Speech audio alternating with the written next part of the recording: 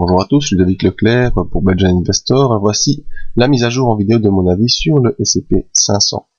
Alors, cette semaine, le S&P 500 termine en accélération baissière. En effet, après une tentative de hausse jusque mardi, on a eu l'espoir de rejoindre la M20.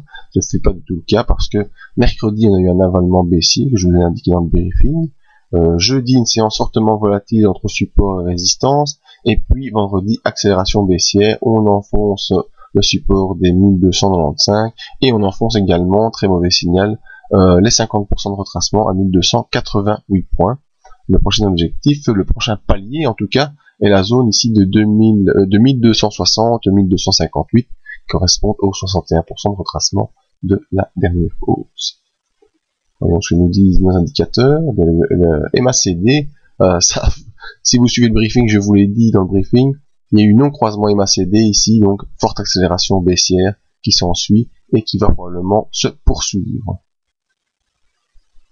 Le RSI, après une petite tentative de retour dans la zone neutre, revient dans la zone de pression vendeuse, située entre 40 et 20, donc pression vendeuse qui se confirme et qui devrait une nouvelle fois accélérer.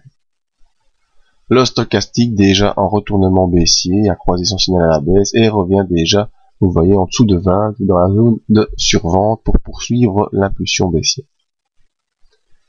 Et les volumes, eh bien les volumes, on a eu ici un double top de pression acheteuse sur les volumes, c'est-à-dire que la pression acheteuse ne pouvait plus augmenter, comme on avait déjà eu ici au mois d'avril-mai. Eh bien, suite à cette non-progression de la pression acheteuse, c'est la pression vendeuse qui reprend le dessus pour une nouvelle fois faire baisser le cours.